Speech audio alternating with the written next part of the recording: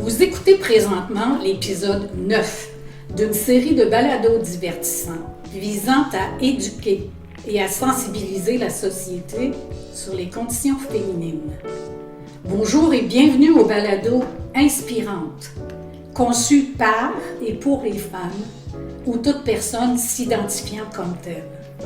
Aujourd'hui, nous recevons Ariane Lécuyer, une femme qui a fait preuve de résilience tout au long de son cheminement personnel. Elle a accepté notre invitation pour venir discuter aujourd'hui avec nous. Bonne écoute. Inspirante. Inspirante. Inspirante. Inspirante. Inspirante. Inspirante. Inspirante. Inspirante. Inspirante. Inspirante.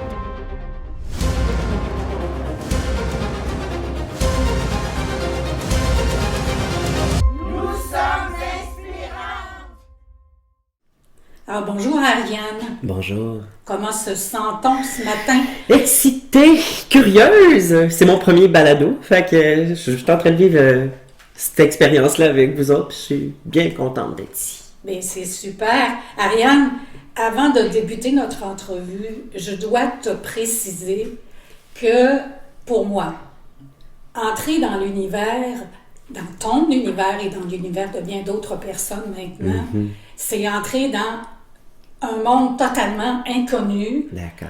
Qui m'interroge beaucoup et que j'aimerais mieux connaître et comprendre surtout. Avec grand plaisir. Alors, je te remercie d'être là puis d'accepter de partager ton vécu avec nous autres. Merci de l'invitation. Alors voilà, avant de débuter l'entrevue avec Ariane, comme je sais qu'à la naissance, tu étais François, Oui. j'aimerais jaser un peu avec François, si tu le permets. Ah, je le permets certainement. D'accord. Alors, François, tu as habité le corps d'Ariane, Oui. et tu l'habites encore quelque part. Comment tu t'es rendu compte, ou qu'est-ce qui a fait que tu t'es dit, moi, Ariane, d'abord, Ariane n'existait pas encore. Non, Ariane n'existait pas encore. Mais je prends ma place dans ce corps-là. Oui. Comment tu t'es aperçu de ça? Très jeune. J'ai eu un frère qui était plus vieux que moi de 4 ans. Puis j'ai des sœurs qui ont 4 ans plus jeunes que moi, tu sais. Fait qu'à l'arrivée de mes sœurs, c'est là que j'ai compris que j'étais pas dans le bon corps, là. Quand ma mère changeait la couche de mes sœurs, je comprenais pas pourquoi qu'il y avait 2 paires de fesses. Je me disais, maman, pourquoi tes bébés sont-ils malades? Ils ont 2 paires de fesses. Puis c'est là qu'elle m'expliquait, les gars, ils ont un pénis, puis les filles ont un vagin. C'est là que j'ai eu un pop-up dans ma petite tête d'enfant, tu sais. Où est-ce que je me suis dit, ah, mon Dieu, OK, là, il y avait quelque chose, un inconfort, un genre de mal-être qui s'était déjà installé, tu sais.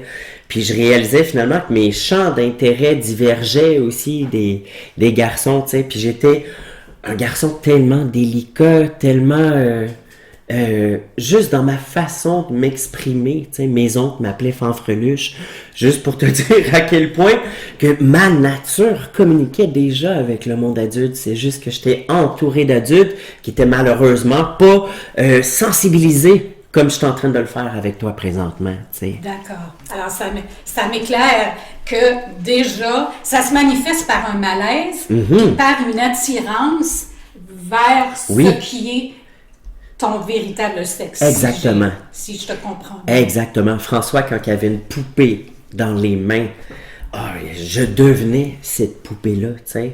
Quand je peignais ses cheveux longs, c'est mes cheveux longs à moi que je rêvais de peigner, tu sais.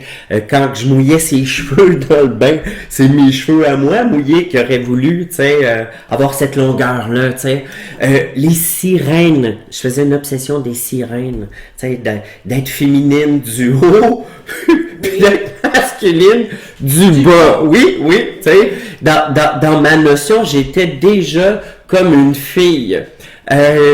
Tous les personnages, d'aussi loin que je me souvienne, tous mes personnages étaient une fille. J'étais une fille qui court vite. J'étais une fille qui fait de la gymnastique. J'étais une fille qui est avocate. J'étais une fille qui est vétérinaire. j'étais une fille secrétaire, je me souviens, on avait une dactylo qui fonctionnait pas à la maison. Puis je pitonnais ces pitons de dactylo, puis j'avais un clou en guise de cigarette, tu sais. Pleinement incarné. Mes sœurs, là, s'ils voulaient jouer au papa puis à la maman, tu rêverais que je sois le papa, là. Je jouerais pas avec toi si je suis papa. Tu rêverais. Fait qu'eux autres, ils devenaient le papa, tu sais. Sinon, c'était inconditionnel, tu sais. Je joue pas. D'accord. S'il faut que j'incarne un papa. Et ton entourage, à ce moment-là, François, Oui. ton entourage réagissait comment? T'as dû vivre des choses écoute, peu... Hein? Oui. Olé. Oui, quand même. Des propos tellement cheap, tellement gratuits, tu sais.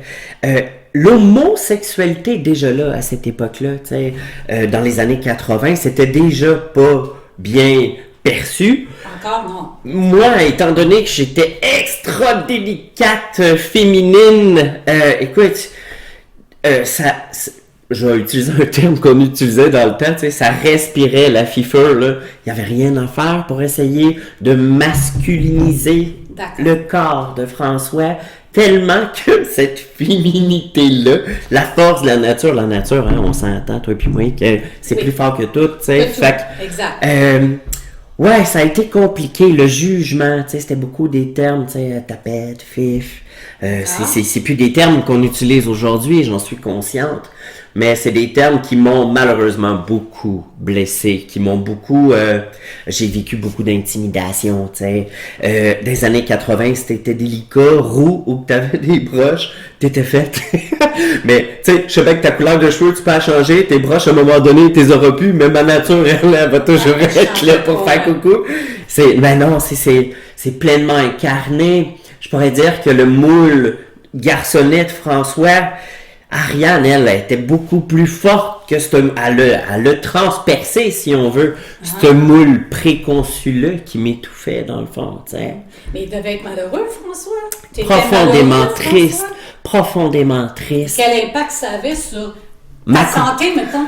Ma confiance, mon estime, mon développement personnel, tu sais, je veux dire, je sais bien que dans les années 80, tu sais, moi je suis né en 81, soit dit en passant, fait que les années 80, on était 5 enfants chez nous, fait que, tu sais, le développement de ces enfants dans la confiance, nourrir son estime, premièrement, j'avais pas nécessairement des modèles, tu sais, j'étais dans une famille dysfonctionnelle, là. Fait que, puis je vivais dans un ghetto, c'est pas que je juge les gens qui vivent dans un quartier défavorisé, tu sais, mais j'étais malheureusement confronté à plus d'esprit carré, tu sais. Fait que juste une simple sortie pour aller à l'école, ça devenait périlleux pour le petit François, tu sais. Mettons que je pognais mon sac d'école puis je mangeais cours, Forest, cours! Ouais, mettons que je niaisais pas, tu sais. Puis oui, mon instinct de survie avec cette intimidation-là, tu sais, dans les années 80, si tu dénonçais l'intimidation, t'étais un panier percé. Fait que, moi, mon intimidation, puis déjà là, avec la suspicion de mon père, qui pense que, tu sais, je pourrais peut-être être une tapette, tu sais, puis lui puis ses frères, tu sais, mes oncles qui se parlent pour dire hey, « Chris, il y aura pas de tapette dans la famille ». Fait que déjà là, tu grandis dans la honte, dans le dégoût de ta personne. Puis tu sais, un enfant, tu sais, qu'est-ce que ça pourrait faire, tu sais, pour faire plaisir à ses parents, tu sais. Je voulais pas dénoncer mon intimidation. Mon intimidation venait valider la suspicion. Déjà là, dans ma petite tête d'enfant, j'étais énormément intelligent, malheureusement TDAH, donc qualifié comme un enfant qui veut pas faire d'efforts. Je m'excuse, Ariane François. Oui! Ariane, écoute, les deux commencé à être mêlés. Les deux ont communié, sont en paix les deux, tu sais, pour être ensemble. Fait que tu peux parler aux deux parties. Pour que les auditeurs comprennent bien, qu'est-ce que c'est qu'un TDAH? TDAH, c'est des problèmes de concentration, mais tu sais, il y a différents niveaux. Moi, c'était un 8, ça veut dire un handicap, là, tu sais, je veux dire... fait que, avec hyperactivité.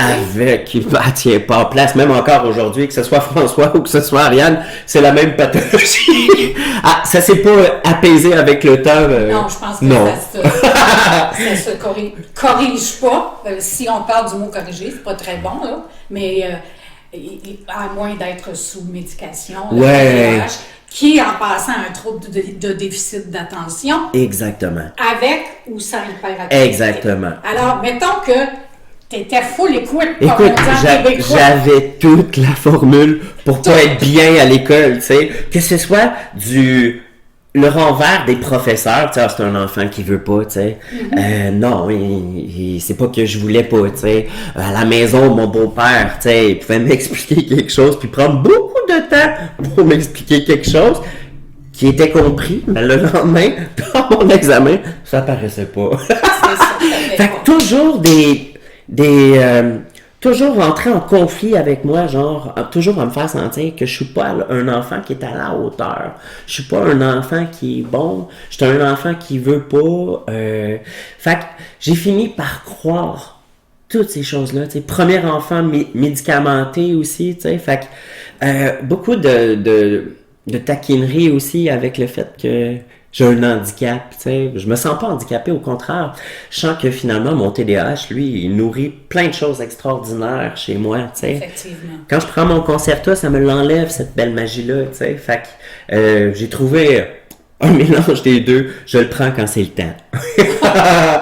Est-ce que tu l'as pris? Non! D'accord.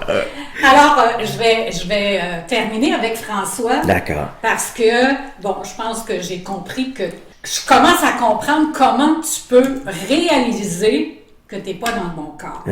Mais à quelque part, j'ai lu dans mes notes que tu parlais d'une âme féminine qui habitait ton corps. Ah oui. Décris-moi ça, c'est quoi une âme féminine? Écoute, c'est une ultra-sensibilité envers la jante féminine. C'est déjà un sentiment d'appartenance avec la féminité, tu sais. La féminité, c'était, quand je la personnifiais, c'est comme si Ariane commençait à prendre place dans le corps de François, puis plus je l'incarnais, plus qu'elle prenait de la place. Fait qu'à un moment donné, je suis devenu, premièrement, j'ai pensé que j'étais gay au début, là, tu sais, je veux dire, là, je savais que, j'avais un sentiment d'appartenance, d'attirance physique, mais pas de, tu sais, les rassemblements de gars, je me sentais pas concerné. Je me sentais juste bien avec les filles, parce que probablement que ma nature est fille, fait que c'est sûr que quand j'étais avec des filles, j'étais dans mon élément, tu sais, puis je me tenais jamais avec des gars à l'école, là. Les gars voulaient rien savoir de se tenir avec moi. C'était pas crédible, tu sais. Puis tu sais, c'était pas bien perçu, la délicatesse. Fait que... non, le secondaire, ça a été atroce. Parce que là, vraiment, Ariane, c'était compris, là, que dans ma tête, OK, je suis pas né dans le bon corps, mais là, j'avais pas dit que j'étais gay encore, tu sais. Fait que je dis, oh mon Dieu, tu sais, je vais préparer le terrain, annoncer, tu sais. Là, t'es adolescente. Oui. À peu près. Oui. On approche 15, 16 ans. Ouais, okay. 15, 16 ans. Là, Ariane est en urgence. Elle veut péter le moule. Puis, j'essaie de retenir ça, tu sais. Puis, secondaire, ben, c'est encore plus dur que le primaire. Oui, ça, j'ai pas de misère à... Exactement, tu sais. Puis là, c'est changé aussi dans les vestiaires des gars. Moi, je me sens pas concerné. Je suis un adolescent, pudique, ben raide, tu sais, fait que les douches avec les gars, là, c'est là que les gars commencent à m'intimider sur mon corps. Genre, t'as un dos de fille, t'as des fesses de fille, t'as des pieds de fille, chose du neuf de fille, tu sais, t'as des petites mains, on me renvoyait tout le temps le renvoi que eux autres même trouvaient que j'étais pas à ma place. Fait que, juste pour te dire comment que la nature c'est puissant, tu sais. Oui. Fait que, oui, ça a été pénible le secondaire. Quand j'ai dit à mes parents que je savais que j'étais gay, là, ça a été encore plus dur parce que mon père, je savais qu'il acceptait pas ça. T'sais. Ma mère, elle s'en doutait pas mal. Ma mère, son instinct, ma grand-mère aussi. T'sais. Les autres, ils savaient que François était pour virer de bord. Ils savaient pas jusqu'à ce point-là, mais il y avait des suspicions, tu sais. Puis mon père, quand il est venu pour porter sa pension, tu sais, j'avais commencé à consommer. Ça j'essayais de mettre un baume, si on veut, sur cette dualité homme-femme, tu sais, laquelle qui va prendre... C'est comme avoir le sentiment d'avoir deux âmes qui se battent pour un seul corps. T'es jamais en paix. C'est ça qui est triste. Jamais. Jamais. T'es jamais bien. Dans la dysphorie de genre, dans le tapis, tu sais. Puis, je me souviens quand ma mère brassait sa sauce à spaghetti, tu sais, je dis, man, je te le dis, là, je suis gay. Elle me dit, OK. Elle dit, tu veux-tu en parler à ton père? Je dis, non, j'aimerais mieux pas, tu sais. Mais malheureusement, mon père, quand il est venu dans la même semaine payer pension, tu sais, il a dit à ma mère, ton esti de fif. Il a commencé à boire puis à se geler. Il a dit, t'es mieux d'y mettre du plomb dans la tête, Daniel. Ma mère s'appelait Daniel. T'es mieux d'y mettre du plomb dans la tête parce que je vais te crisser mon pied dans le cul. Puis ma mère, ça lui a fait tellement de peine parce que là, elle réalisait toutes les fois qu'il avait dit fif, tapette, que l'homosexualité dans notre maison, tu sais, c'était pas bien, tu sais. Ma mère, quand il a dit ça, elle a dit, tu sauras que ton fils, il a vomi sa roche. Puis des termes comme tapette, fif, je veux plus jamais entendre ça dans la maison, puis je veux plus jamais entendre ça de ta bouche. Mon père a pleuré. Mon père a jamais pleuré. Là, son petit menton est... Là, il est où? Là, il venait d'être mis devant la réalité. La réalité, c'est confirmé. Il a vomi sa roche. Il est vraiment ce que je voulais pas. T'sais. Il a vomi sa roche. C'est ouais. une belle expression. Oui, vomir sa roche. Parce que c'était pesant en tabarnouche. Oui. Mais le problème, c'est que c'était pas le bon coming. Ben, tu sais, c'était pas le bon coming out, tu sais. Ben non, t'es pas gay. Ben non, je me sens pas dans l'état d'esprit. Tu sais, l'orientation, c'est physique, tu sais, mais ce que je suis, moi, dans ma croyance, dans mon ressenti, ça n'a rien à voir avec l'homosexualité, là. En fait, tu touches ce que j'ai mis beaucoup de temps à comprendre et que beaucoup de gens mettent du temps à comprendre, c'est qu'il y a une différence avec le genre. Oui. L'identité de genre. Et voilà. Ton identité de genre, c'est trans.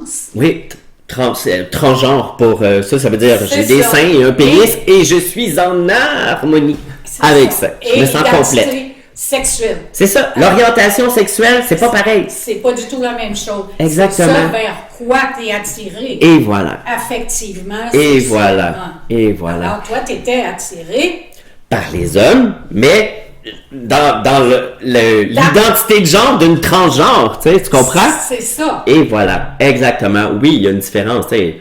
Puis, dans la pluralité des genres aussi, tu sais, il y en a plein d'identités de genre, tu sais, ça fait partie de ton identité. L'orientation, c'est d'autres choses, tu sais. C'est ça. Oui, quand on parle d'identité de genre, là, je vais faire mon exercice de mémoire. On parle aujourd'hui de deux LGBTQ qui, puis j'ai vu quelque part QIA+. Écoute, il y a toujours des lettres. Tu peux-tu comprendre qu'on soit mêlés? Tu peux-tu comprendre que moi ici? C'est ça que je trouve comique. C'est ça que je trouve. Parce que souvent, les personnes cisgenres vont dire qu'est-ce que ça veut dire des fois telle lettre? Des fois, je suis même pas au courant qu'il y en a qui se rajoutent, tu sais, je veux dire. Là, il y a eu le courant de la non-binarité, tu sais, le two-spirit qui s'est rajouté, tu sais. Il y a plein de lettres encore, puis je pense que, tout comme vous autres, je suis en éducation, moi aussi, tu sais, sur ces rajouts de lettres-là, sur des couleurs de l'arc-en-ciel qui se rajoutent que je savais pas qu'ils étaient là, tu sais. Fait que c'est une découverte pour moi, tu sais, les lettres, comme tu m'as énoncé, c'est autant une des... Ah, il y avait cette lettre-là qui s'est rajoutée.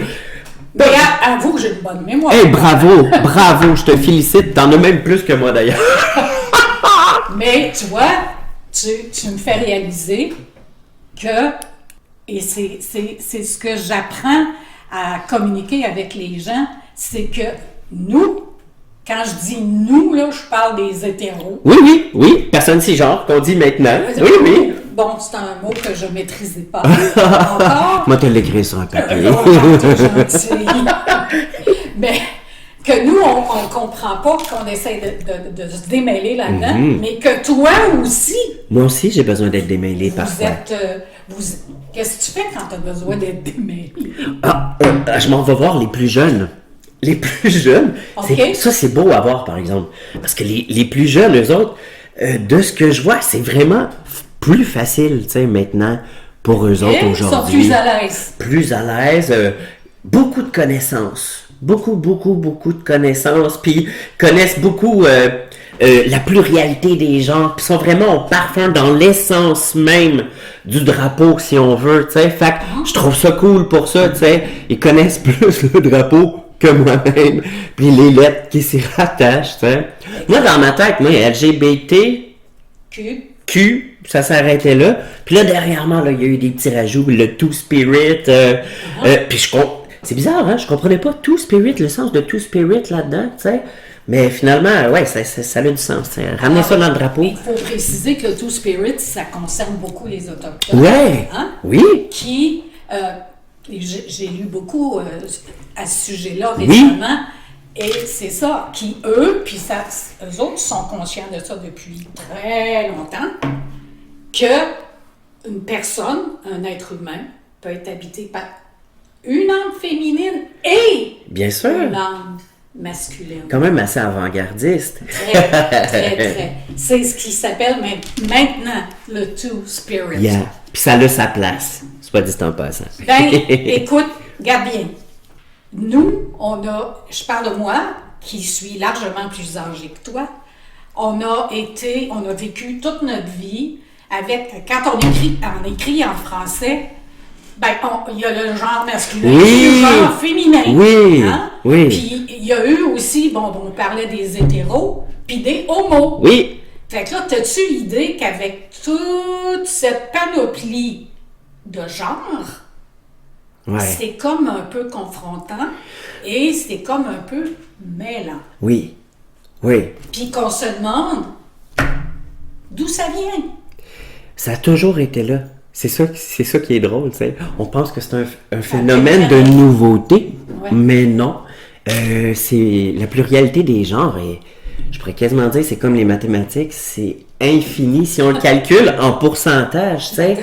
Comme j'ai connu quelqu'un qui est gender fluide. Okay. Il a fallu que je fasse mon éducation comme tout le monde. Je suis co-animatrice de groupe pour les gens de la diversité. Fait faut que je sois au parfum de chaque identité de genre, tu sais. Gender fluid en français. La fluidité des genres. Qu'une personne. Tu peux être, mettons 90%, si on y va en pourcentage, mettons, on va l'expliquer comme ça. Mettons, t'es 90% masculin, mais t'as un 10% qu'il faut qu'il soit absolument féminin, genre. Ça veut dire, tu vas toujours avoir du kitex, mettons, ou... comme on a vu récemment. Exactement. Puis, ce pourcentage-là, pour que cette personne-là soit dans son mieux-être pleinement incarné, il faut obligatoirement qu'il y ait ce 10%-là. Fait que si on y va à 90%, 10%, dépendamment des personnes qui sont dans la pluralité des genres, les possibilités sont larges. Ben oui, parce que tu peux être 80-20, bien sûr. 70-30. Exactement. Fait que là, on vient dans les mathématiques, si on veut, en quelque sorte. Puis c'est là que je veux en arriver, c'est infini, tu sais. Tu peux avoir juste des ongles d'orteil peinturés, puis être dans ton gender fluide accompli, si on veut, en quelque sorte. À ce moment-là, est-ce qu'on ne peut pas penser que tous les êtres humains... C'est une belle porte que tu ouvres là. C'est une belle porte parce que oui, je crois qu'on est tous dotés moi, je peux identifier des côtés masculins chez moi. Bien sûr. Je crois qu'on a tous cette chance-là parce que pour moi, c'est une chance d'avoir ces deux côtés-là. Tu sais. On en a un qui est peut-être plus développé que l'autre ou peut-être qu'on devrait travailler plus un côté que l'autre aussi. Mais je trouve que dans la beauté de l'humain, qu'on ait chacun un petit pourcentage, j'aime bien cette idée-là. Ça nous rassemble, si on veut, en quelque sorte. Tu sais. Ben c'est intéressant. C'est en parlant avec toi que je viens de... ça a popé dans ma tête, là. Un petit pop-up. Un petit pop-up, là. Mais je vais y songer après l'entrevue. Bien sûr. Je vais essayer de vérifier mes pourcentages. C'est vrai. Quelle est la... Bon, là, on parle de transition. Oui. OK? Qu'est-ce que c'est une transition? Comment toi, tu as vécu ça? Est-ce que tu es passé par une intervention chirurgicale? Comment ça s'est passé? Moi, c'était clair qu'il fallait que je prenne des hormones bien jeunes. Et je sais que je n'ai pas choisi... Anyway, regarde, à 16 ans des années 90, il n'y en avait pas de ressources pour nous autres. Là.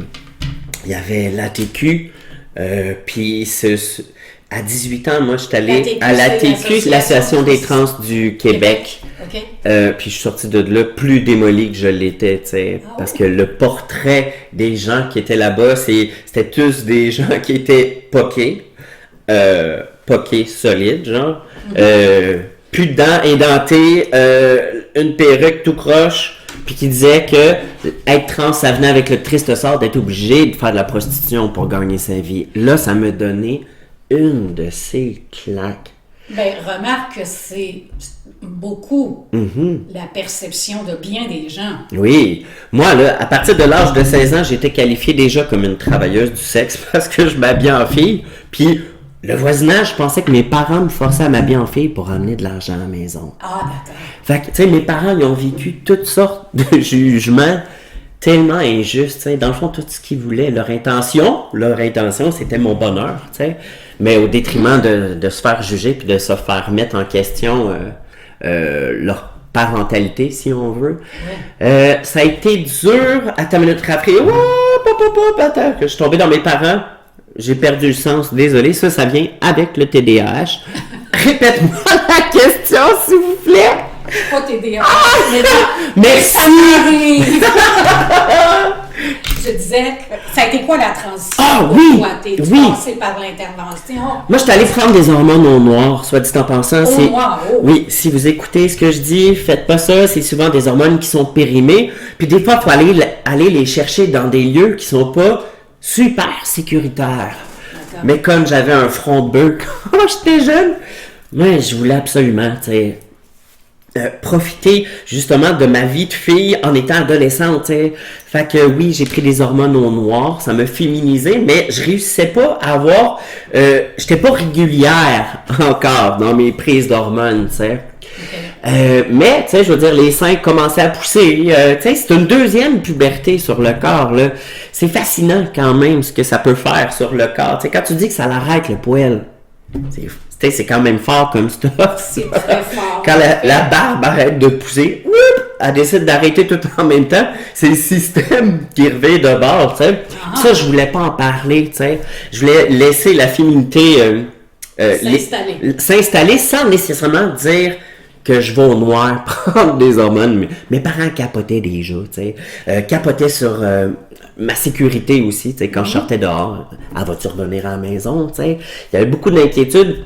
Mais les hormones, là, c'était à 23 ans que là, je peux dire que je suis devenue régulière, prescrite. Les seins se sont mis à pousser pas assez à mon goût, tu sais, parce que j'ai dû avoir recours à l'augmentation mammaire, tu sais. Okay. Mais l'hormonothérapie, puis l'augmentation mammaire, ça l'a fait en sorte que, ce fut la fin de la dysphorie de genre. D'accord. Ça me crie plus en dedans. Je sens que je suis plus en dualité interne. Tu te sentais bien. Là. Oui.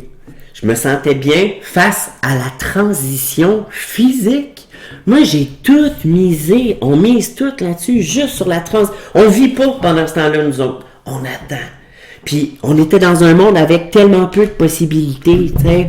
On n'engageait pas les personnes comme moi, tu sais. On donnait pas la chance, tu sais. Je me suis fait mettre dehors d'une école pour une question de pipi dans les toilettes des filles. C'est comme, je suis un humain. C'est normal que, tu sais, j'ai une vessie, hein. C'est normal que j'aille aux toilettes, mais là, ouais. Et là, t'avais encore... Là, moi, t'avais ton pénis. Là, oui, je l'ai toujours, mon pénis. Il est toujours là. La crevette est toujours là. Mais, oui, c'est ça. Je me suis fait mettre dehors pour une... Tu sais, je pensais qu'en étant dans le processus des hormones, que je serais reconnue, enfin. Toi, tu l'étais en processus. Oui. L'environnement, non. L'environnement, non. Tu sais, j'étais allée à l'école des adultes à Jean-Baptiste Meilleur, à Repentigny. Ah oui. Tu sais, je veux dire, j'étais quand même admise 3 mois de temps, c'est chiant, ça, tu sais, de faire croire à une personne qui a très peu de possibilités de rêve et d'ambition et de carrière. Ça me donnait comme le faux espoir que j'étais pour devenir quelqu'un. D'accord. Ça, là, ça m'a marqué au fer rouge. Parce qu'après l'exclusion de l'école, moi, ça allait bien. Là, je faisais mes examens, faire mes études en étant incarné dans ma vraie nature, a fait en sorte que mon TDAH, finalement, s'est avéré, au lieu d'avoir des 45%, j'étais tombé dans le 75, 80. Ça veut dire que là, j'étais plus concentré juste sur mon enveloppe corporelle, puis les désavantages, puis les dégoûts, puis le mal-être, puis les inconforts, puis les jugements des autres, là, tu sais. Ouais, parce que quand on m'a mis dehors, après, j'ai compris que finalement, j'avais pas de possibilité de rêver dans cette vie-là. Mais ils t'ont mis dehors. Là, on parle de l'école. Ouais. Jean-Baptiste Meilleur, pour ne pas la nommer. Pour ne pas la nommer. Et ils t'ont mis dehors sous quel prétexte? Que si je voulais fréquenter l'établissement, parce que moi, je leur ai offert la possibilité d'aller quand même dans les toilettes des gars, mais dans les heures de cours, pendant les heures de cours, tu sais. Puis il m'a clairement dit, le bonhomme, si tu veux fréquenter, vraiment, là, si tu veux fréquenter l'établissement ici, là, il va falloir que tu coupes tes cheveux, puis que tu te laisses pousser la moustache. Okay. Tout ce que le 2 ans là, que j'avais consacré à faire pousser mes cheveux, me féminiser, là, il aurait fallu, pour convenir à cette systémique bleu-rose-là, que je régresse dans cette transition-là, tu sais. D'accord. Il en était hors de question. Mm-hmm. Je préfère avoir dans ma tête là, d'adolescente, là, début d'adulte, je préférais survivre, mais en étant dans ma vérité. D'accord. C'est là que les problèmes ont commencé. Prostitution, drogue. Mes parents, ils savaient pas non plus comment gérer ça. Tu sais. Mm-hmm. Quand je leur ai annoncé à mes parents que finalement, j'étais écœuré de vivre dans le sous-sol de chez mes parents puis calculer les pics-pics de stico dans le plafond puis les veinures de préfini bruns, j'avais le goût d'aspirer à plus grand que ça. Puis j'avais envie de me donner cette permission-là. Puis quand j'ai vu une annonce dans le journal, on recrute des personnes trans, des travestis, pour faire du massage, c'était la première fois de ma vie que je me sentais concerné dans une annonce. Okay. Mais là, à cette époque-là, là, tu consommes aussi? Oui. Je consomme, mais c'est plus estompé, là. À partir de 23 ans, oublie ça, ça a chié, solide. Là, dès que j'ai commencé la prostitution, j'ai commencé à maigrir. Commencé à faire de la drogue, pas manger, pas dormir. Déjà là, après 2 mois de prostitution, je pense que j'avais déjà perdu 10 livres. Là. Ça, c'était l'annonce que tu avais vue? Oui, dans le Journal de Montréal, parce qu'à l'époque, on pouvait mettre nos annonces, nos petites annonces coquines dans le journal. OK. Ouais. Et pour toi, c'était ta façon de t'en sortir. T'arrivais pas à te trouver. Ben, je voulais pas que mes parents payent pour moi. J'avais pas de place anyway, tu sais, tout aussi bien de faire ma place dans une place, au moins, même si c'est pas la plus belle. Moi, je rentrais là pour payer mes opérations, parce que mes opérations, dans ce temps-là, je pensais que je voulais un vagin. Okay. Je l'ai pensé, ça. Pensé. Oui. Mais je l'aurais fait pour les mauvaises raisons. Je l'aurais fait pour être aimé, tu sais. C'est pour t'aimer qu'il faut que tu fasses cette opération-là, tu sais. D'accord. Puis, faut dire aussi que dans ma transition, justement, si je voulais être reconnue en tant que femme, fallait que j'aie une vaginoplastie obligatoire. Mais on fait quoi si t'en veux pas de vaginoplastie? Oui, ben, c'est une autre des questions. J'ai plein de gens de ma communauté qui ont fini par céder, d'avoir recours à la vaginoplastie pour avoir des lettres appropriées sur leur carte d'identité avec le bon nom, pour mettre fin, si on veut, à ben des malaises, tu sais, quand il s'agit de présenter sa carte, tu sais. Mm-hmm. Puis malheureusement, ben, ils ont mis fin à leur jour parce qu'ils se sont retrouvés avec un sexe qui leur correspondait pas. Fait qu'en bout de ligne, je savais que les enjeux... Attends une minute. Le système bleu-rose, la systémique bleu-rose veut que j'enlève ma bite pour changer des cartes en plastique. Je trouvais ça vraiment pervers, sincèrement, d'imposer une vaginoplastie là, quand t'en veux pas. Là, j'aimerais ça que tu nous éclaircisses le truc de la carte. Oui. Quand est-ce que... Je t'interromps là-dessus, puis on va y retourner, mais quand est-ce que François est devenu Ariane officiellement? Est-ce qu'officiellement, légalement, à l'état civil, oui, Ariane Lécuyer existe? Ariane Lécuyer existe bel et bien. Et François, non. François, il a pris le bord. Il a pris le bord, mais je l'ai dans le cœur. Oui. Faut comprendre que moi, quand je vous ai dit tantôt que j'avais accompli ma transition physique dans la vingtaine, l'acceptation puis l'amour de moi-même était pas au rendez-vous. T'es pas au rendez-vous, connu ça bien plus tard, moi.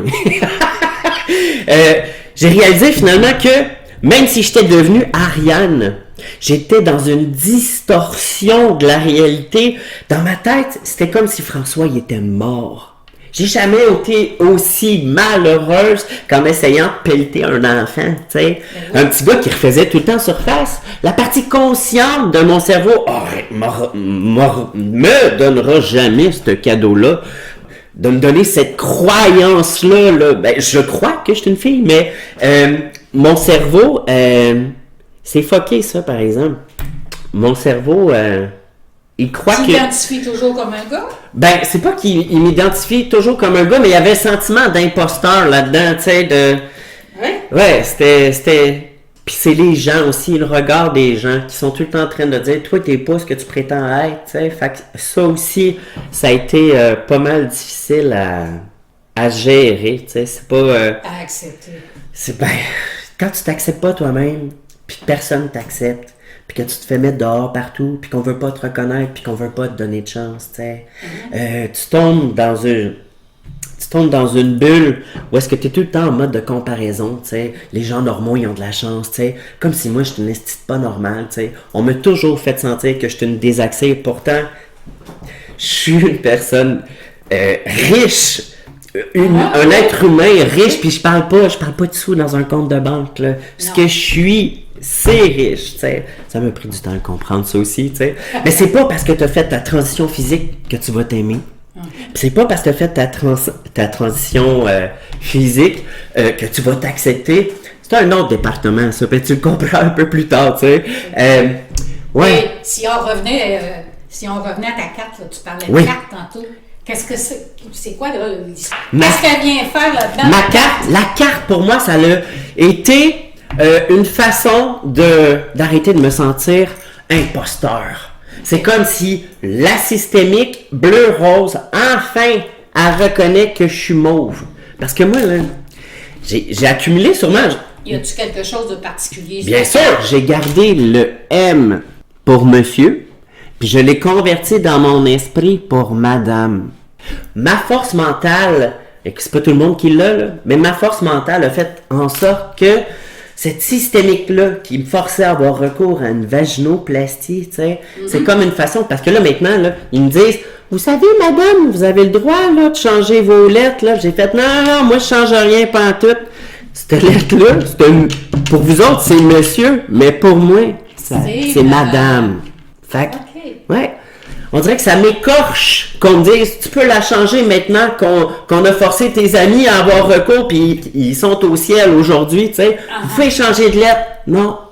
Par fierté de ce que je suis, cette lettre-là, écoute, je voyage dans des pays, écoute, l'Afrique, le Maroc, les mentalités, des fois, tu sais, sont pas dans l'accueil sont pas nécessairement dans l'ouverture.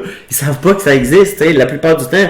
Je m'en vais en Afrique, justement, tu sais, c'est toutes des places où est-ce que c'est pas gay-friendly, tu sais. Non. Mais moi y aller, pareil. Parce que c'est pas cette lettre-là qui va déterminer mes ambitions, puis ça, c'est la beauté de vieillir puis de grandir. Tu sais, j'ai failli pas avoir cette opportunité-là parce qu'à une époque, moi, voir Ariane à la morgue, c'était le seul moment où est-ce qu'elle goûterait à la paix. Puis je visualisais ça quand j'étais en consommation, puis je me disais, elle est bien mieux que moi, elle. Donc, t'as songé au suicide. Oui, énormément. C'est une détresse tellement forte. Je me suis isolé dans le red zone, tu sais, je voyais plus mes parents. Mes parents se demandaient si on était pour me retrouver morte d'un container. Ça a été beaucoup d'inquiétude. Le red zone, écoute, j'ai failli mourir souvent dedans. Trop de drogue, tomber inconsciente. J'avais tellement poussé mon corps, des 6 jours debout. Je sais pas si tu le sais, là, mais tu vois des ombrages, puis t'entends des voix. Je présume. Mais dans tout ça, là, Ariane est là, Ariane a sa carte. Oui! Il n'y a pas une espèce de problématique là, au niveau justement des cartes où les personnes dont l'identité de genre, elle est dans la série de lettres, là, il y aurait comme un signe sur la carte. Oui, le X. Le X, voilà. Le X qui s'est rajouté. Oui. Je trouve ça, hein? Être, mettons, Madame X ou Monsieur X, je trouve ça cool. Mais ça démontre quand même l'ouverture maintenant, aujourd'hui, tu sais. Oui. Les jeunes de nos jours, tu sais, j'ai eu longtemps le sentiment d'être né dans une mauvaise époque. Et maintenant, ça le fait plus, ça. Okay. Ça le fait plus. Je fais mon chemin. Tu sais, je veux dire, j'ai passé la vingtaine à me démolir, la trentaine à me reconstruire, puis la quarantaine, c'est pour m'épanouir. Là. C'est ça. Ouais. Tu as parlé tantôt pour te sortir de chez tes parents et tout ça, pour t'assumer financièrement que tu as fait de la prostitution, tout ça. Est-ce que maintenant, tu as eu des démarches de recherche de travail? Oui. Qu'on t'a fermé la porte? Non, à partir du moment où Ariane est devenue elle a incarné pleinement l'acceptation, l'amour, mais ça, il a fallu, c'est plus tard, il a fallu que je sois dans la sobriété totale. D'accord. Ça veut dire... Et thérapie? Oui, Jean Lapointe. Mais tu sais, je serais menteuse un peu, je serais un peu crosseuse. Moi, en sortant de Jean Lapointe, j'ai fait un beau transfert avec l'alcool. Fait que je me suis dit, je peux plus consommer de drogue. Je vais boire, tu sais. Ça a duré quelques années, même petite tannante que je suis. Fait que là, je suis rendu à 1 an et 7 mois de sobriété totale. Ça veut dire plus de chimique, plus d'alcool. Fait que c'est vraiment grâce à ça. Et les AA, c'est drôle, hein? J'avais tellement de jugements sur ces fraternités-là. Dieu, hein? Moi, à Jean Lapointe, là, quelqu'un me disait, faut que tu prennes ton problème puis tu le remettes entre les mains d'une puissance supérieure.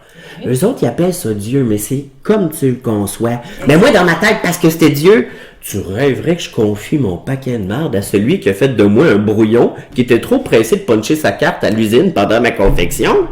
Je ne mettrais pas mes problèmes entre ses mains. Je me suis mis dans la merde, je vais m'en sortir. Mais le programme, c'est pas ça. Le programme, c'est, il y a plus grand que toi. Demande, fais tes demandes. C'est le spirituel. Puis, écoute, moi, je suis rentré dans mes premiers meetings. Je me disais, je m'en vais d'une gang de poké qui se disent malades jusqu'à la fin de leur jour. Ça sera pas drôle. Puis finalement, j'ai réalisé que c'était Ariane qui était la plus poké du groupe. Oh, ça me fait de la peine. C'est venu travailler exactement. C'est venu nourrir. De travailler. Je suis vraiment un alcoolique, tu sais. Ça a fait ça. À l'intérieur de moi, tu sais. Puis AA a reçu me donner l'amour nécessaire que je me donnais pas, le temps que je me reconstruise un peu. Puis je peux dire, avec la PNL et AA, parce que j'ai fait mes cours PNL. Oui, exactement. Tu sais, moi on va en parler, là. Ouais. Fait que déjà là, ça a été comme la PNL, ça a été transformateur, mais AA aussi, dans son programme, dans l'amour, dans la puissance du groupe, a fait en sorte que j'ai arrêté d'avoir honte quand je m'en vais dans les lieux hétéronormatifs, tu sais. Puis je fais du meeting de région en plus, là. Fait, ça veut dire, tu sais, les mentalités sont un petit peu plus reculées, mais non, j'ai jamais, je vous le dis, là, il n'y a pas une salle de meeting, puis j'en ai fait beaucoup, là, qui me donnait des problèmes ou c'est toutes des gens qui ont souffert, qui ont connu la détresse. Peu importe ta couleur, tu vas être aimé là-dedans. Est-ce qu'on pourrait dire que la souffrance est souvent la porte à l'ouverture? Je crois que oui. Mais faut que tu le touches, ton fond de baril. Oui. Moi, je pense que j'ai même creusé dedans. T'es allé J'ai pas risqué quasiment de sortir de l'autre bord du baril. Malheureusement, tu sais, je m'en suis sorti. Mais ouais. Qu'est-ce que tu ferais aujourd'hui, là, de différent? Si c'était à refaire ou si... OK. Ce que tu fais du suivi... c'est hot, ça. C'est hot comme question. Qu'est-ce que je ferais différent? Écoute, j'aurais pas fait la prostitution au nom d'Ariane. J'aurais choisi un autre nom, un nom professionnel. Parce que pour moi, cette prostitution-là, pendant 6 ans et demi d'enfer, le client qui me traitait de nom ou qui m'insultait, c'était à moi qu'il disait. Fait que cette prostitution-là, elle a été davantage plus démolissante, si on veut. Destructrice. Parce que j'arrivais pas à faire la coupure. J'arrivais chez nous, c'était à moi que c'était dit, tu sais. Puis je trouvais ça quétaine. Je trouvais ça quétaine, choisir un nom de personnage. Savannah, Samantha. Tu m'aurais dit Samantha, Savannah, je pense que je me serais même pas retourné, je me serais même pas senti concerné, tu sais. Mais finalement, oui, il y a une utilité, justement, à utiliser un nom de personnage, c'est que ça glisse sur toi. D'accord, je vois. Ouais. L'importance. Fait que j'aurais fait la prostitution à un autre nom. C'est tout ce que j'aurais fait différent. Parce que grâce à cette prostitution-là, c'est drôle, hein? On dit qu'il y a toujours Dieu qui se manifeste à travers quelqu'un, tu sais. Puis ça faisait 5 ans et demi, je pense, que je faisais de la prostitution. Là, j'étais ravagé. Puis un client, ça me tentait pas de faire de client, tu sais. Je voulais juste faire ma réception, tu sais. Puis il y a une masseuse qui me dit « Hey, écoute, ce client-là, il faudrait que tu le fasses, tu sais. Il veut pas choisir personne d'autre. » Puis j'ai dit qu'il restait toi, tu sais. Puis j'avais pas de dope, puis à frette, puis je me disais « Ah, ben, ça va me donner l'occasion de faire de la dope après, tu sais. » Fait que j'étais allé le faire. Mais ce client-là me posait 2 questions. 2 questions que je trouvais chiennes. Genre « Ariane, c'est quoi tes rêves? » Ça m'a fait mal. C'est venu, pas l'habitude de parler, mais moi, j'étais une travailleuse du sexe mécanique, puis pas ben jasante, tu sais. Je fais mon travail, j'exécute, mais je te parle pas de moi, tu sais, parce que je suis pas là pour ça, tu sais. Puis j'ai pas envie que t'en apprennes sur moi non plus. C'est quoi tes rêves? Celle-là me scrunchait le cœur. Puis j'ai réalisé que j'en avais plus. J'avais plus de... Ah oui, puis la deuxième question, c'est combien de temps? C'est quoi ton deadline pour ce travail-là? Puis j'ai réalisé que j'étais juste dead. J'avais plus de date de sortie. J'acceptais consciemment, si on peut, de mourir là-dedans. Ça, c'était un monsieur Ouais. qui allait voir une prostituée. Ouais, qui est devenu mon gros régulier après. Mon gros régulier. Et qui t'a fait réfléchir, en fait. Écoute, T'as mis les yeux vis-à-vis ces du trou. 2 questions-là, oui. Puis là, il arrêtait pas de me dire, je veux te voir à l'extérieur. Je fais pas d'out-call, moi. J'ai jamais fait d'out-call, puis je veux pas en faire, parce que pour moi, tu sais, quand tu fais des clients, je faisais pas tout sexuellement, tu sais. Je faisais le handjob, contact, nudité, mais je faisais aucune fellation, aucune pénétration, tu sais. Ça, je voulais me le garder pour l'amour, tu sais. Puis j'ai réussi à me monter une bonne clientèle quand même avec ça, tu sais. Mais lui, c'est devenu mon gros régulier. Puis, vu qu'il venait me voir souvent, il y a un lien de confiance. Puis j'ai fini par accepter de faire ce out-call-là qui a transformé ma vie. Oui, je pense que c'est ton conjoint. C'est mon conjoint d'aujourd'hui. Ça fait 17 ans qu'on est ensemble, tu sais. C'est vrai? Ouais. Puis c'est drôle, hein? Parce que grâce à ces 2 questions-là, tu sais, on parlait un peu de PNL tantôt, tu sais, la programmation. Ouais. À partir de ces 2 questions chiennes-là, chaque fois que je rentrais en cabine, je me disais, à 30 ans, je suis plus là-dedans. À 30 ans, je suis plus là-dedans. À 30 ans, je suis plus là-dedans. La vie, elle se disait sûrement, elle pense vraiment qu'elle va se rendre à 30 ans, elle m'a l'aidé un peu à l'âge de 29 ans. Je fermais la porte de l'industrie du sexe et mon corps n'a plus jamais été une valeur marchande. J'ai retrouvé ma dignité. À 29 ans. 29 ans. Est-ce que tu attribues un peu à cet homme-là le fait que... Ah, écoute, c'est mon sauveur. C'est mon amoureux, oui, mais il y a une notion de sauveur là-dedans, tu sais. Lui, il me prit par la main. J'étais à petite cuillère, tu sais, puis il a pris le temps de me remonter, puis de me faire voir que je suis une belle personne, puis que je suis bonne, puis, tu sais, je veux dire, lui, il me prenait, là, puis moi, j'avais une peur bleue de m'intégrer socialement, là. J'étais comme, tu me ramasses pour rien, là, tu sais, puis t'es comme, non, c'est pas pour rien que je fais ça, Ariane. Moi, je sais qui t'es, tu sais. C'est juste que toi, tu le sais pas encore. Wow! Ouais. Ouais. C'est pour dire que dans n'importe quelle situation, on sait jamais ce qui peut se produire. On sait jamais. Des fois, tu sais, le cheval blanc, il vient dans des raccoins où est-ce qu'on se douterait même pas, tu sais. Quand le monde dit l'amour viendra pas cogner à ta porte, ben, Christ, peux-tu croire que oui? On se demande où est la vérité. On se le demande. Ariane, d'abord, je dois te dire un grand merci. Grand plaisir. Pour avoir accepté de partager et de te dénuder d'une autre façon Wow. devant nous. J'apprécie beaucoup, beaucoup. Mais avant qu'on mette un terme à notre rencontre, est-ce que tu trouves que la société a beaucoup changé? Oui. Oui? Oui. Beaucoup? Beaucoup. Ben, écoute, les portes de l'inclusivité, à mon goût, commencent à s'ouvrir. Là, on a des drafts pour respirer. Ça fait du bien. Oh, mon Dieu! Mais j'en prendrai encore plus. J'en prendrai encore plus de ces grandes, belles portes qui s'ouvrent, tu sais. Mais je le vois avec les jeunes. Je vais dans les écoles avec les jeunes, tu sais.